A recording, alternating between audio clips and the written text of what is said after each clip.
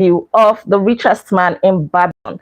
And today we're going to be reviewing chapter 4 of this wonderful book that teaches us how to make money, how to keep money, and how to make our money make more money. Right. So, good evening, everybody. Hello, good morning, good afternoon, wherever you're joining from. Please sit back, relax as we learn some valuable lessons about money and success, finances, and other good things of life from The Richest Man in Babylon. Title of chapter 4 is Meet the Goddess of Good Luck. So you're going to meet the Goddess of Good Luck in this chapter. The people of Babylon, they are shrewd men and keen thinkers. They think a lot. And because of this, they have a temple called the Temple of Learning. They didn't have any formal school whatsoever, but they had this Temple of Learning where they would usually gather, and you will find men of wisdom, wise men coming to teach other people from time to time in this Temple of Learning. And one of those wise men was Akkad, the richest man in Babylon himself. In this Temple of Learning, Akkad had a special hall where people would gather to learn from him. And the good thing about Babylon and its people, and when it comes to the Temple of Learning, is that all men were treated equally. So it is in the Temple of Learning that you're going to see the humblest of slaves argue with a prince of the royal house.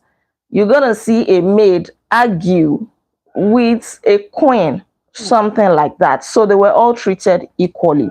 On this particular day, Akkad went to the Temple of Learning to teach people as usual, and he went to his hall, and there 80 men were gathered. And on this particular day or night, he was asking, "Oh, what shall we talk about today?" And one of the men stood up to say that they should talk about good luck. And he went ahead to relate a story that on this particular day, he found himself to be lucky because in one of his purses, or in his purse, he found pieces of gold. And he considered that to be luck, that, oh, the goddess of good luck must have put these pieces of gold in his purse. And he actually said he desired to continue to be lucky like that each time he looked in his purse, he would just find money in his purse like that. Or maybe in our contemporary days, you just receive an alert for the money that you did not work for, something like that. And he said, oh, that he believed that every man would actually desire to be lucky like this. You just find money in your bank account or money in your wallet or something good, right? And he was asking Akkad, what can we do so that we can keep attracting good luck like this, so that we can entice good luck? And Akkad said that, well, good luck is like a chance happening. It is like an accident, something that just happens without a reason or a purpose. And it does not require any effort on your part.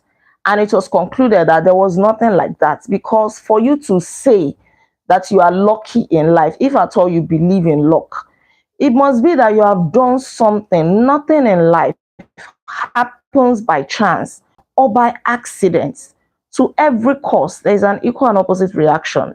To every action, there is an effort. To every effort, there is a thought somewhere. There is something will always bring about something. And that was what Akkad said, that if you are into business and you make money, that money that you are making is not luck, is not coming by chance. It is as a result of the business that you are doing. You're selling something of value. You're selling something that people need. You're providing solutions to people's problems. That is when money will come to you, right? So indeed, there is nothing like good luck. If you are looking for good luck, then you are going to be talking about those who go to the gambling tables, those who play bets and all of that, trying to find luck. Some people will take the last money that they have and they will bet on it. They'll gamble with it, hoping that they'll be lucky. But it is actually established that the owners of the games, they also are not foolish. They are not going to allow you to keep betting and gambling and playing games and going away with all the money. So they have so designed these games and these gambles in a way that maybe 1 out of 100 people will win. The rest of you, you are just going to be playing and gambling till you play till your last dime. You will not win anything.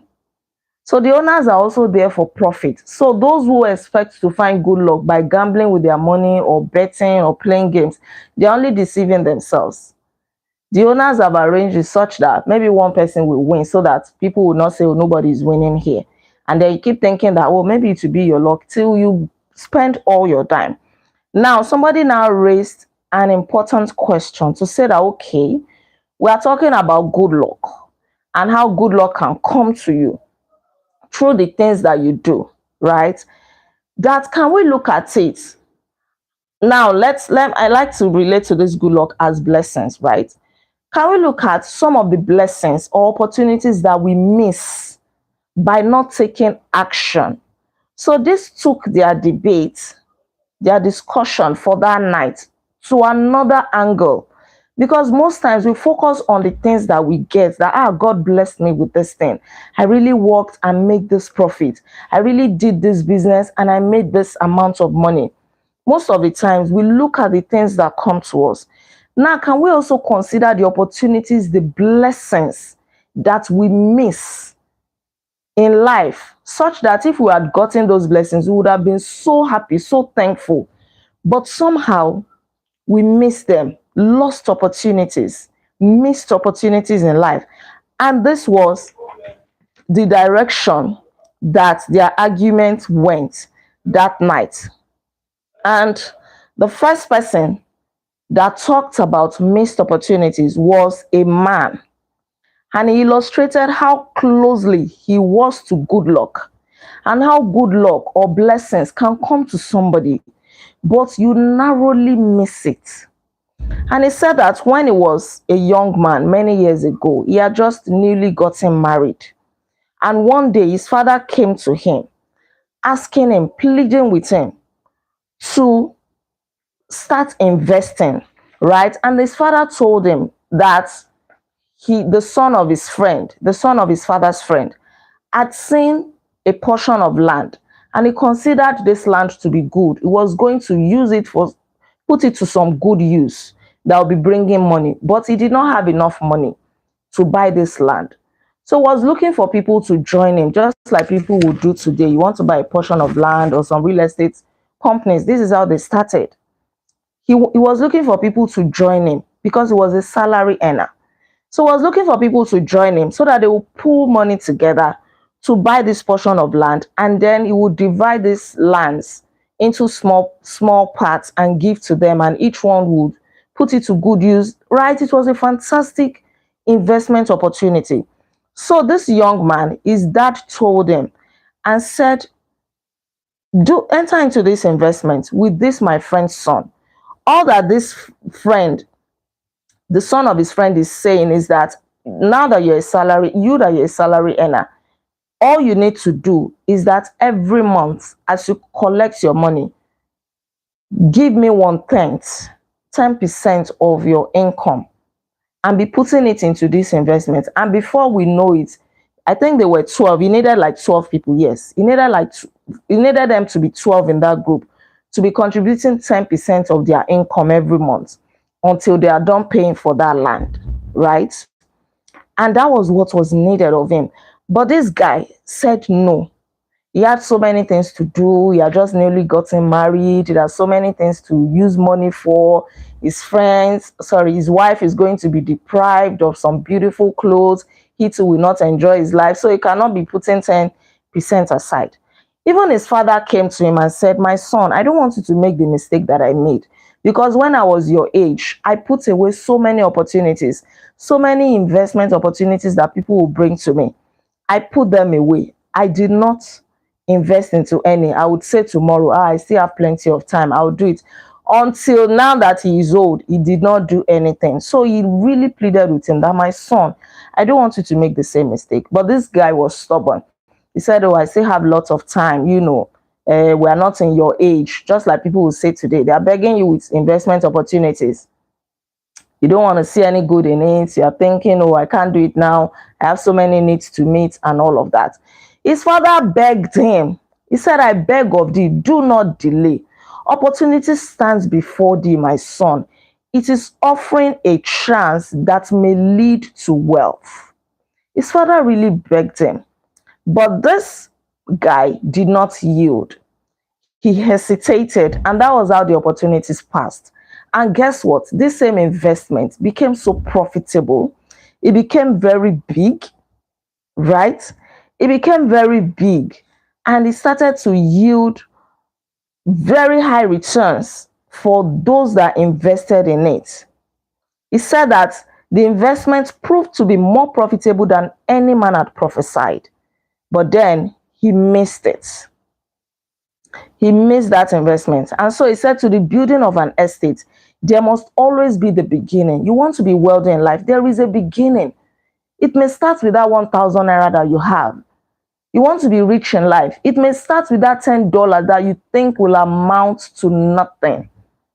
There is always a beginning. I like the way it is emphasized here. That start may be a few pieces of gold or silver, which a man may divert from his earnings to his first investment. The wealth that you desire is not far away. Start from somewhere.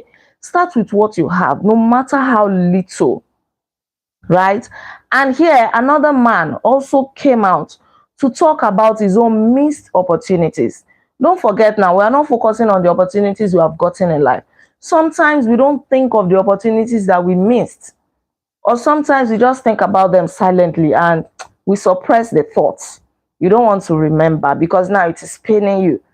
Those things that they were begging you with many years ago, I'll come and do this thing. You thought that, I don't want to do it, Jare, it's a scam or things like that. Instead of you to do your due diligence and be sure, you just discard it. Now you are regretting.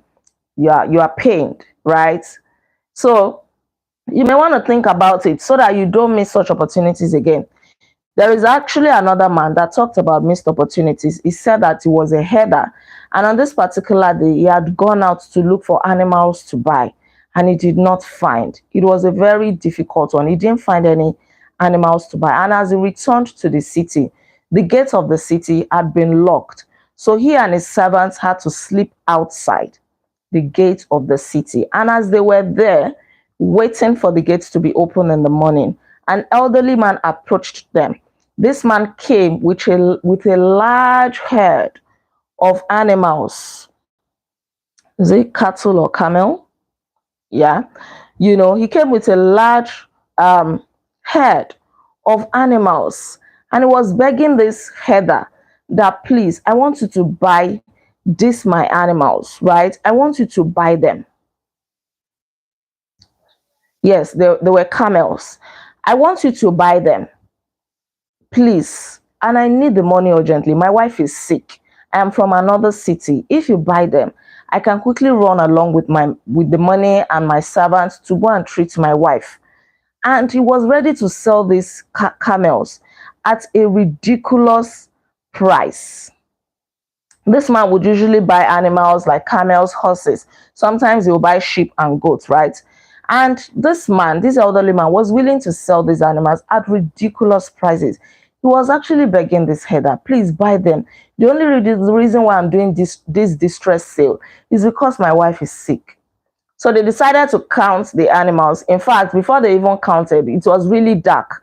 But this herder could see that the animals were many from what he could see in the dark.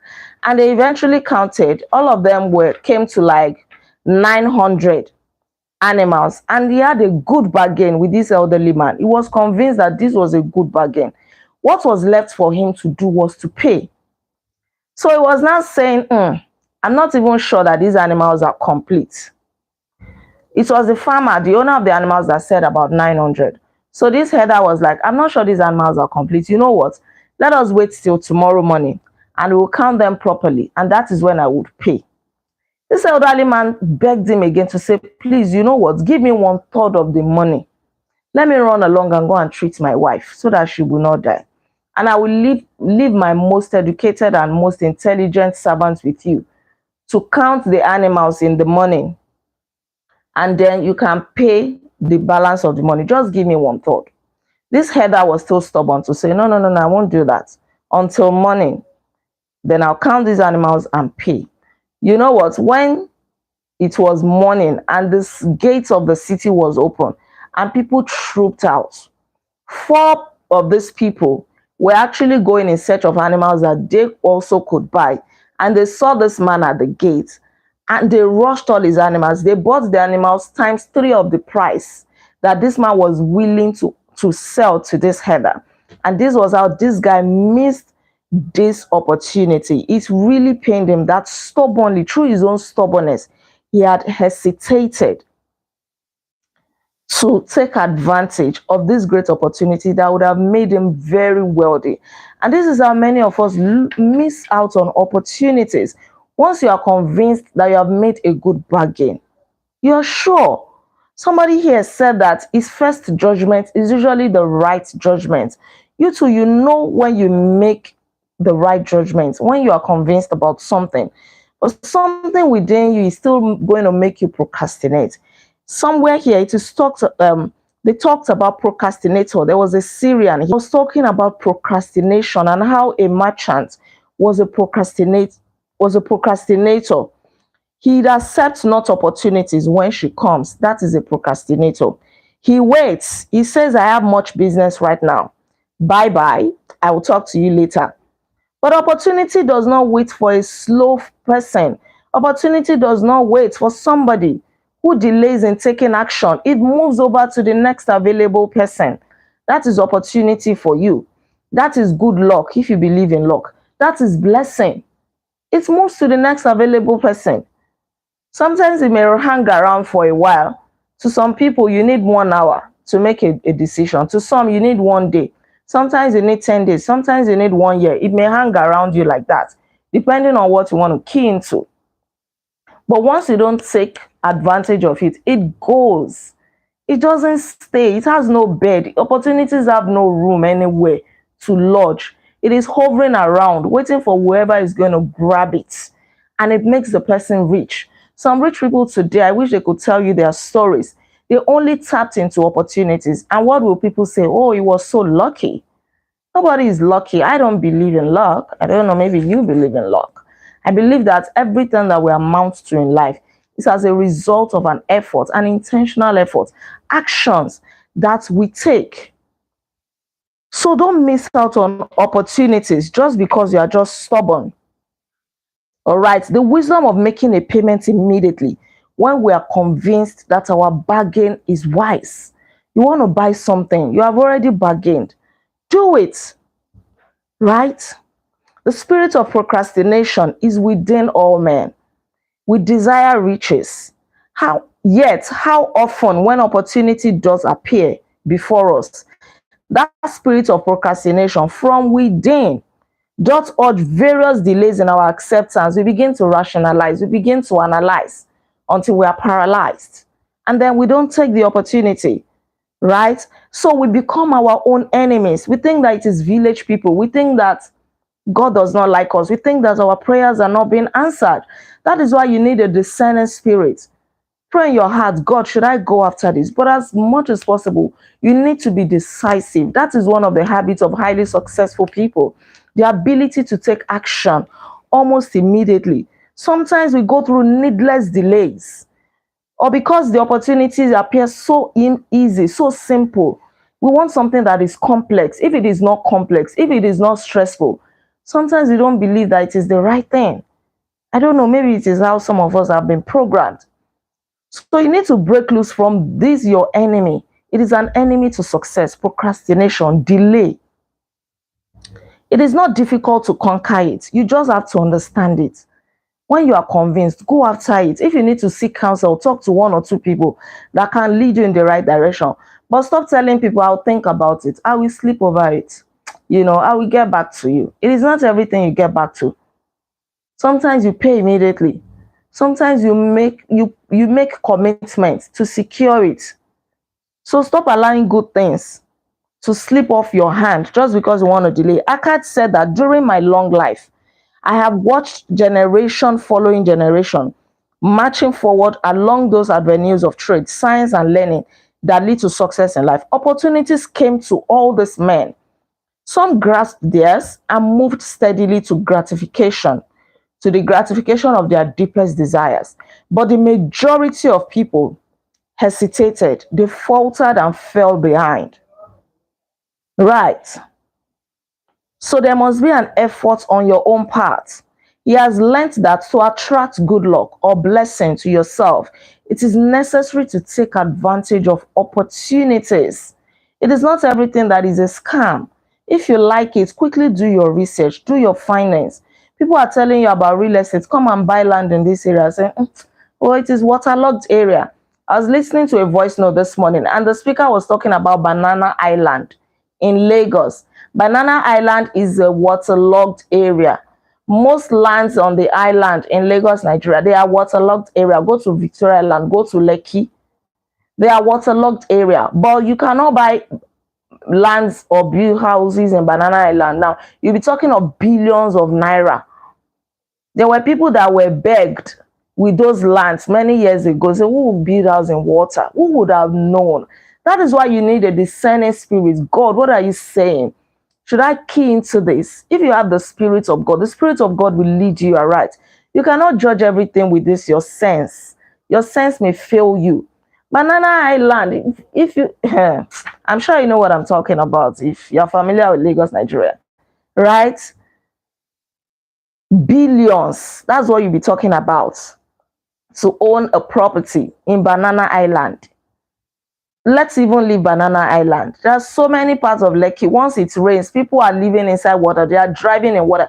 Yet, they are paying 500 million to buy land, not property, buy land alone. Oh, I don't know why I'm even feeling so passionate about this, right? Because even me, I can only imagine some opportunities that I might have missed, although I cannot remember any major one right now. But it's just painful how so many people have the opportunity to become rich in life, but they miss them just because they are judging with the ordinary sense. You need God's sense to be rich, to key into, you need foresight. And it is God that can open your eyes to some things that you may not see. So don't discard everything to say it is a scam. Some things will come to you in the simplest form. Don't discard it. Don't say it is waterlogged area. Hi. All right. So take action. Men of action, please the goddess of good luck. Men of action, please the God in heaven. God brings an opportunity your way. He is not going to open your head or push you. He will present it to you. The rest is left to you. So when people talk about luck, it is not luck in that sense. These are people that recognize opportunities, that put in so much effort, that work hard, that do all they need to do. And so it is as if they are lucky. They are not lucky. These are men that understand that they must take action, that they must not procrastinate. The more you procrastinate, the more you stand against your own success in life. So your takeaway from this review, don't procrastinate. Take action. If you are convinced that you have a good bargain, go after it. Don't worry, there are some things that you will lose in life. There are some risks that you will take, but in the end, they will be good. You win some, you lose some. But you must be somebody that is able to take decision easily. I learned this from Rich Dad Poor Dad. You must be able to make up your mind as quickly as possible. It is not every opportunity that will wait for you, right? And the second thing, we've talked about procrastination, taking action, then you need God's sense. If you don't understand it, quickly go to God in prayer. Should I buy this? And sometimes you don't need to have all the money. You may just commit that money that you have with it. And the last thing I'm going to talk about is your first step. You want to be rich, take your first step. So people are rich today. They started with 1,000 naira. Some started with $10. Some started with £5. And so it starts growing. We've read in this book that wealth grows in magical ways. Magical ways. So this is December. Don't do dirty December with all your money. Before you start spending, keep an amount aside. What the first guy said was 10% of his income. He would have become very rich. 10%.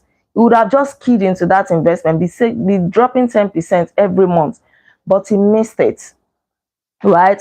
So start with your first step. There is always a beginning to everything in life. Let today be that your beginning.